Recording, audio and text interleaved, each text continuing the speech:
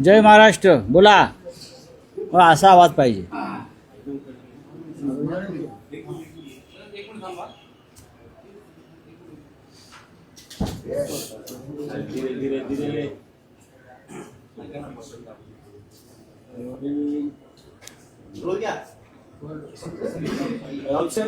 काल 29 महापालिकांचे निकाल लागले, पण देशात प्रतिष्ठेची असलेल्या मुंबई महापालिकेत भाजप शिंदेची सत्तावस्थे आहे.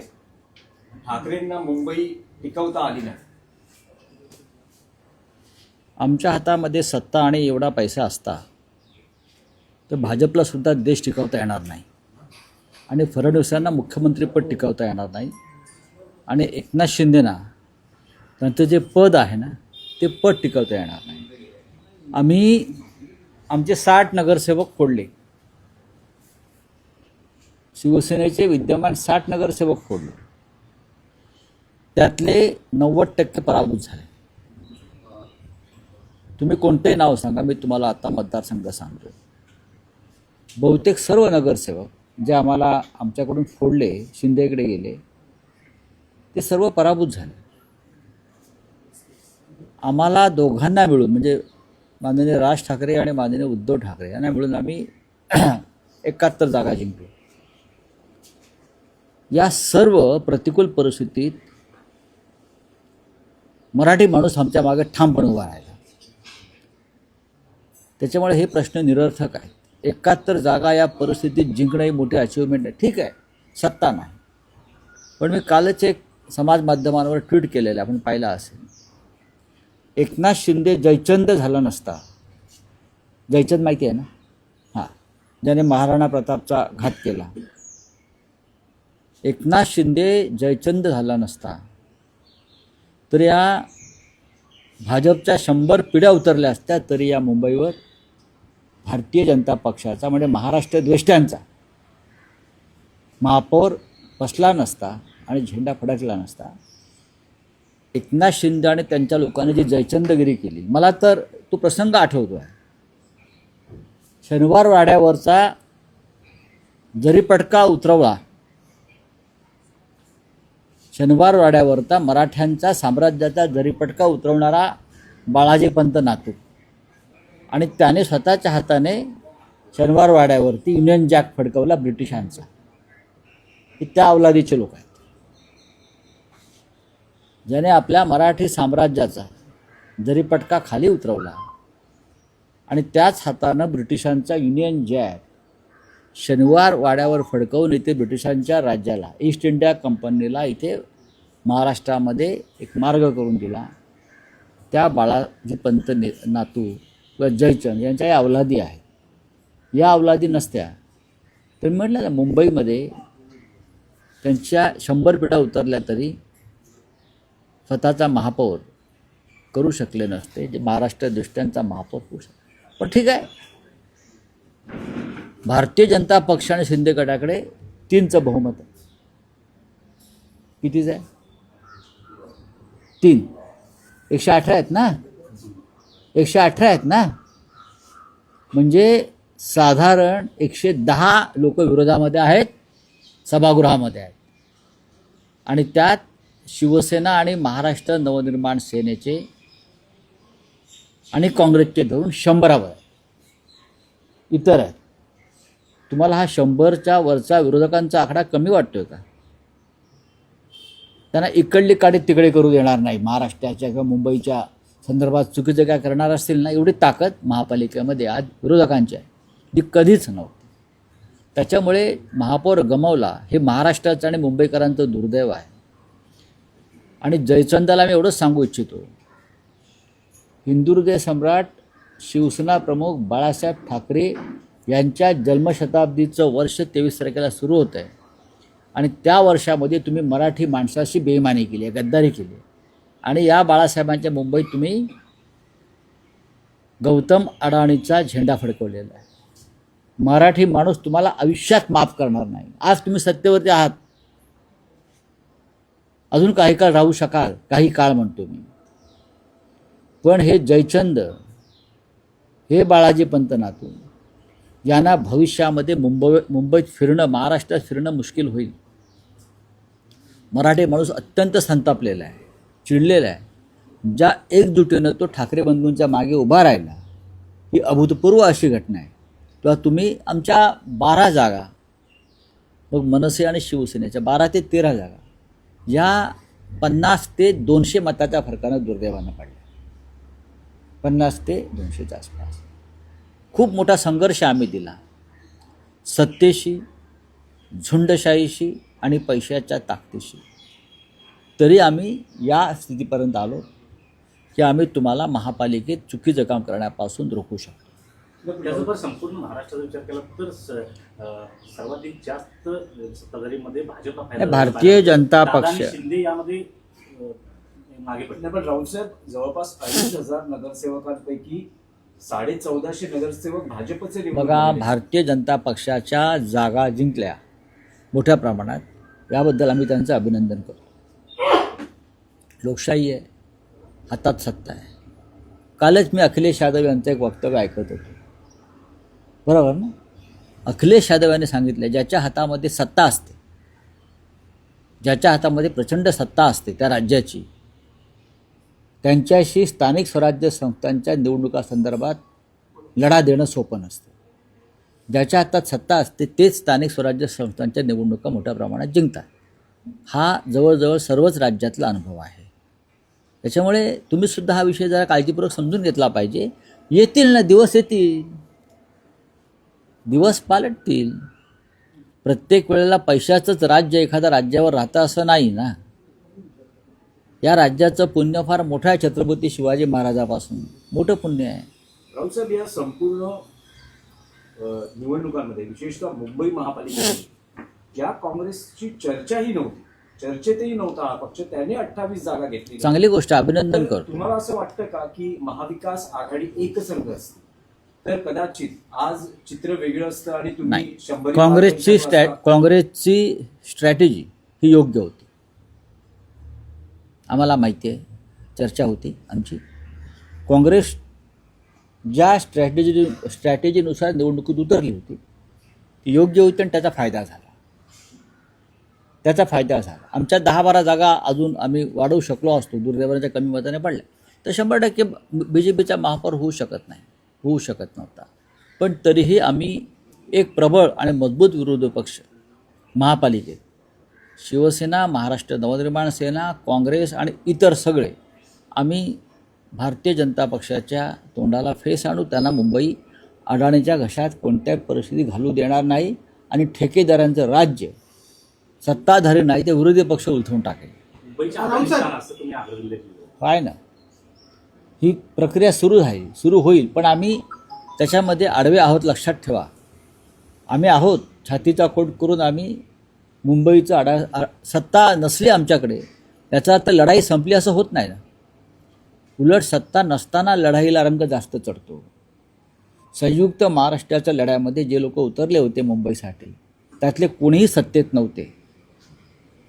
जो मुंबईचा लढा झाला 1956 साली, संयुक्त महाराष्ट्राचा लढा म्हणून जो ओळखला जातो आणि ज्यात 106 हुतात्म्यांनी आमचं बलिदान केलं, त्या लढ्यात उतरलेला एकही पक्ष सत्तेमध्ये नव्हता. हे मी भाजपा आणि जयचंदच्या पक्षाला सांगू इच्छितो. रावसाहेब, राज ठाकरेंनी आताच एक ट्विट केलेलं आहे, त्यामध्ये एक वाक्य आहे, यावेळेस अपेक्षित यश मिळालं नसल्याचं ते दुःख व्यक्त करतायत. आणि त्याला जोडूनच फडणवीसांनी गेल्या आठवड्यात विधान केलं होतं की या युतीमध्ये, तुमच्या युतीमध्ये राज ठाकरे हे सर्वात मोठे लुजर असतील. आणि तिसरा त्यातला मुद्दा असा की आता जी चर्चा आहे मनसैनिकांकडनं बोलली जाते की त्यांना हव्या असल्या ठिकाणी किंवा योग्य जागा त्यांना मिळाल्या नसल्यामुळेच मनसेला हे अपयश नाही, मिळालं. बघा, हे कोण पडद्यामागून काय बोलत आहे त्याच्यावरती प्रश्न विचारू नका. सन्मान्य राज ठाकरे यांनी जी भूमिका मांडलेली आहे ती योग्य आहे. एका पराभवानं मुळात हा पराभव मानत नाही आम्ही चांगल्या प्रकारे लढत दिली, आम्ही चांगल्या प्रकारे आघाडी घेतली. महाराष्ट्र नवनिर्माण सेनेला अजून 10 ते 12 जागा मिळणं अपेक्षित होतं. पण त्यांचे सुद्धा अनेक उमेदवार महाराष्ट्र नवनिर्माण सेनेचे हे थोड्या फरकानं पडलेले आहेत. आता जसं मुलुंडला सत्यवान दळवी यांचा विजय जाहीर केला, आणि त्यांनी विजय मिरवणूक काढली. खरं म्हणजे त्यांनी तिकडे थांबायला हवं होतं काही काळ, असं आत्ताच मी चर्चा केली. कारण रिकाउंटिंगची व्यवस्था होती पण ती करू शकले नाहीत. त्यानंतर या भांडुपलाच पश्चिमेला मोहन चिरात म्हणून एक उमेदवार आहेत, ते सुद्धा अल्पशा मतानं पडलेले आहेत. इथे विश्वनाथ ढोलम आहेत, ते सुद्धा फार थोड्या मतानं पडले. याला काही वेगळी कारण आहेत. पण आम्ही सगळ्यांनी, शिवसैनिकांनी, आम्ही सगळ्यांनी महाराष्ट्र नवनिर्माण सेनेचे उमेदवार जिंकून यावे यासाठी शर्थ केली. म्हणजे आम्ही त्या त्या ठिकाणी गेलो, शिवसैनिकांच्या, मनसैनिकांच्या बैठका घेतल्या, सर्व प्रकारची मदत करण्याचा प्रयत्न केला, लोकांना आवाहन करत राहिलो. पण दुर्दैवानं राजसाहेबांच्या पक्षाचे उमेदवार कमी आले. त्याच्यावरती आम्ही एकत्र बसून चर्चा करू. त्याच्यामुळे हे पाठीमागून कोण काय बोलतं आहे, या जागा त्या जागा, त्याला काय तथ्य नाही. आमच्यासुद्धा अनेक जागा पडलेल्या आहेत ना. पण दोघांनाही, शिवसेनेला सुद्धा महाराष्ट्र नवनिर्माण सेनेची आणि त्यांना मानणाऱ्या मतदारांची मदत झाली. आणि नवनिर्माण सेनेचे लोक निवडून आणण्यामध्ये आम्हीही शर्थ केली. नाही, पण राऊत साहेब, एक आरोप असा केला होता की विश्लेषण असं केलं, आरोप बिरोप बोलू नका. आरोप काय? ठाकरे बंधूंच्या युतीमध्ये फायदा सर्वाधिक हा उद्धव ठाकरेंना झाला, राज ठाकरेंना तेवढा फायदा एक झाला लक्षात घ्या की नाही. शिवसेना, ट्रान्सफर झाली नाही. फडणवीस म्हणतात ते भांडणं लावतात. शिवसेना हा या मुंबईतला मूळ पक्ष आहे, तुम्ही विसरताय. शिवसेना हा मुंबईतला मूळ पक्ष आहे. शिवसेनेची ताकदच आधीच्या महापालिकेत 84 जागांची होती. आम्ही 15 ते 20 कमी झालो. आम्ही सुद्धा कमी झालेलो आहोत. काही कारणं असतात ते सोडून द्या. राजसाहेबांनी च्या पक्षाला 6 जागा मिळाल्यात. आमची अपेक्षा होती, सगळ्यांची खात्री होती की महाराष्ट्र नवनिर्माण सेना 20 जागापर्यंत मजल मारू शकेल. आणि तशी आम्ही ताकदसुद्धा लावली होती. पण नाही, निवडणुकामध्ये नाही होत. आता ठाण्यामध्ये भाजपची ताकद मोठी होती असं म्हणतो आम्ही, पण शिंदे आले. बरोबर ना? याचा अर्थ काय घ्यायचा? असं अनेक ठिकाणी होतं, अनेकदा होतं. याचा अर्थ तुम्ही ते उल्लेख केला तर एक आश्चर्य व्यक्त करणारा निकाल आहे. स्वतः शिंदेच्या प्रभागात शिवसेना उद्धव बाळासाहेब ठाकरे पक्षाचा उमेदवार निवडून आले. ही ठिणगी आहे. आम्हाला ठाण्यामध्ये जास्त लक्ष घालता आलं नाही. आमचं लक्ष मुंबईवर जास्त होतं. अधिक लक्ष घातलं असतं तर कदाचित आम्ही थोडं अजून पुढे जाऊ शकलो असतो. पण एक वर्तुळ पूर्ण झालं आहे, बरं का? एक वर्तुळ पूर्ण झालं. लोकसभा, विधानसभा, नगरपालिका आणि महानगरपालिका, याच्या पुढे आता एकनाथ शिंदे सरकणार नाही. यापुढे त्यांचं रोज अधपतन आणि घसरण सुरू होईल. राज्यभर एमआयएमची ताकद वाढताना पाहायला मिळते. जवळपास 100हून अधिक जागा त्या एमआयएमनं. नाही, एमआयएमचं एक वेगळं राजकारण आहे, त्याच्यावर भविष्यात बोलू आम्ही. भारतीय जनता पक्ष देशभरामध्ये कोणत्या प्रकारचं राजकारण करत आहे आणि आम्हाला हिंदुत्व शिकवत आहे याच्याविषयी मला भविष्यात आम्हाला बोलावं लागेल. आम्ही बोलू. पण एमआयएमची ताकद जर वाढली असेल तर लोकशाही मार्गाने जिंकून आलेले लोक आहेत ते. संभाजीनगरला मला वाढलेली दिसते, मुंबईत दिसते, अन्य काही मालेगावला दिसते. बघू ना आम्ही. राऊत साहेब, पण महापालिका निवडणुका झालेल्या आहेत. ठाकरे बंधू युती ही भविष्यातल्या निवडणुकांसाठी ही कायम असेल का? ही शंका काय हवी तुम्हाला? ही शंका काय हवी? ही शंका येण्याचं कारण नाही. आम्ही एकत्र आहोत, एकत्र राहू. धन्यवाद. सर, हिंदी में जानना चाहेंगे, जो फाइनल टैली आई है, कहीं ना कहीं आपको लगता है एमएनएस ने अगर थोड़ा जोर लगाया होता तो नंबर कुछ अलग हो जाता? बात ऐसी, एमएनएस के जोर की बात छोड़ दीजिए. हम सभी ने कोशिश की कि एमएनएस की भी सीटें बढ़े. एमएनएस को 6 सीटें मिले, उनके बहुत सी सीटें बहुत कम मार्जिन से हार गए. शिवसेना की लगभग 12-13 सीटें ऐसी है जो हम बहुत ही स्लाइट मार्जिन या 50-100 वोट से हार गए हैं. अगर हम जीत जाते तो आज जो आपको पिक्चर दिख रहा है मुंबई में वो नहीं दिखता. फिर भी बीजेपी और शिंदे के पास सिर्फ 4 का बहुमत है और लगभग 105 कॉरपोरेटर्स अपोजिशन में है. ये बहुत बड़ी ताकत है. वो जो महानगर पालिका का जो सदन है, ये अपोजिशन की ताकत सबसे बड़ी है. तो हम आपको मुंबई अडानी के जेब में नहीं डालने देंगे, या ठेकेदारों का राज आप लाना चाहते हो यहाँ, वो हम नहीं लाने देंगे। 100 से ज़्यादा हमारे जो पार्षद हैं वो आपको हर मोड़ पर रोकेंगे जब ऐसा काम आप करेंगे। बहुत बड़ी ताकत है ये। किसी तरह ठीक से है मेयर नहीं, लेकिन हमारे पार्टी में कुछ जयचंद थे। अगर वो जयचंद नहीं पैदा होते तो भारतीय जनता पार्टी के 100 पुरखों की भी यहाँ तादाद आती, तो भी यहाँ मुंबई में बीजेपी का मेयर नहीं बन सकता था। किसी तरह से कोशिश की जाएगी आपके पार्टी का मेयर बने, जोड़ तोड़ नहीं, हम अभी कुछ नहीं करेंगे। किसी तरह का जोड़ तोड़ पर हमारा विश्वास नहीं है, लेकिन हमारे पास बहुत बड़ा आंकड़ा है, बहुत बड़ी संख्या है। अपोजिशन के पास एक ऐसा आंकड़ा है, हम कभी भी तख्तापलट कर सकते हैं, लेकिन हम डेमोक्रेसी का आदर करते हैं, लोकतंत्र का आदर करते हैं। कैलकुलेशन कहाँ मिस जजमेंट हो रहा नहीं, हमारे 10 या 12 से ज़्यादा जो हमारी सीटें हैं वो बहुत कम मार्जिन से हार गए। इसलिए हार गए कि जिस तरह का मतदान जब चुनाव के दिन जिस तरह का माहौल था, लोगों के नाम कट गए, ईवीएम मशीन बंद पड़ गई, ये हो गया, उससे लोगों में थोड़ा सा हमारा वोटिंग परसेंटेज कम हो गया, नहीं तो हम ज़रूर जीत जाते। और सर, जिस तरह से देवेंद्र फडणवीस की जो छवि बन के सामने आई है विकास पुरुष की, कहीं ना कहीं उसका फायदा होते हुए नजर आया है। अब उनके दिमाग में प्रधानमंत्री बनने का ख्वाब है। दिल्ली में जाकर प्रधानमंत्री की कुर्सी पर विराजमान होने का जो उनका जो ख्वाब है, उस दिशा में वो जा रहे हैं। आप उनको श्रेय देंगे, क्योंकि हमने देखा था पिछली बार जब बीएमसी के चुनाव हुए थे 2017 में और उससे पहले, तो बड़े बड़े नेता सीएम वगैरह यहाँ पे आए थे, पर इस बार ये सब दिखा नहीं। ऐसे लगता है कि सिंगल नहीं, इस बार ऐसा था कि उनको लगता था कि हम मुंबई जीत नहीं पाएंगे। उनको पूरा विश्वास था मुंबई जीत नहीं पाएंगे, और मुंबई उसने जीती भी नहीं है। ये टेम्पररी फेस है। मुंबई इस तरह से आप जीत नहीं सकते। मैंने कहा ना कि हमारे पार्टी में जयचंद बनाकर आपने शिवसेना तोड़कर पहली बार मुंबई में आपका मेयर बिठाने का सपना आपने पूरा किया है। बाकी कुछ नहीं। अगर जयचंद नहीं होता तो बीजेपी कोई आसान नहीं होता। आपने जयचंद का जिक्र किया, तो कहीं ना कहीं एकनाथ शिंदे का जो वर्चस्व है वो कहीं ना कहीं इस चुनाव में कम होते हुए नजर आ रहा है। नहीं, अभी ये चुनाव के बाद एकनाथ शिंदे का अधपतन शुरू होगा। अब एक सर्कल पूरा हो गया है, और वो सर्कल पूरा हो गया है महानगर पालिका चुनाव तक। लोकसभा, फिर विधानसभा, फिर नगर पंचायत, और फिर अब महानगर पालिका। अब बीजेपी को उनकी ज़रूरत नहीं है।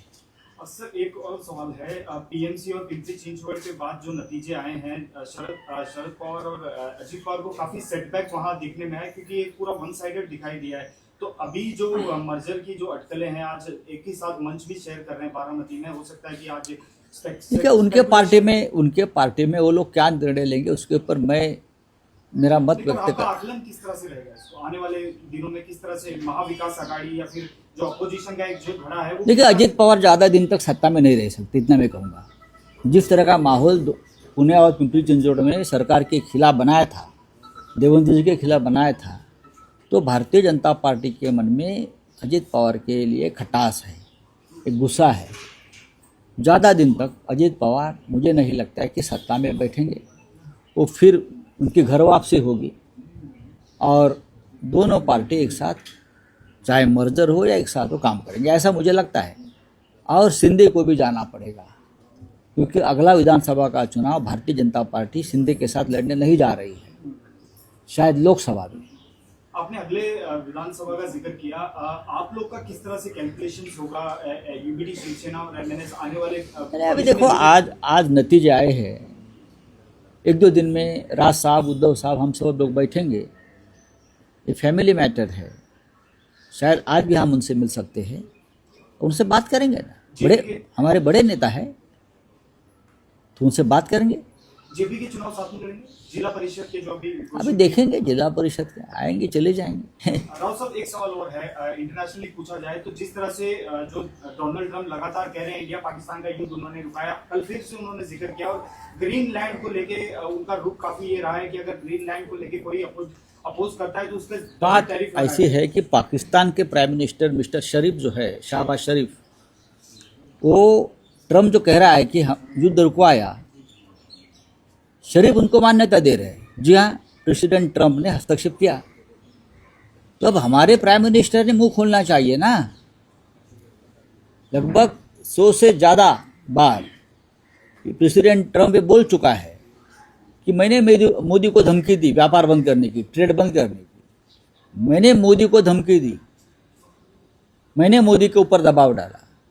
अगर दबाव नहीं डाला है तो ये हमारे प्राइम मिनिस्टर का कर्तव्य है कि देश के सामने आकर बताइए कि मैंने प्रेसिडेंट ट्रम्प का दबाव नहीं माना है, मैंने अपने आप युद्ध को रुकवाया है। हम तो लाहौर तक जाने वाले थे, लेकिन अचानक मुझे लगा कि लाहौर तक नहीं जाना चाहिए, उसमें प्रेसिडेंट ट्रम्प का कोई हस्तक्षेप नहीं है।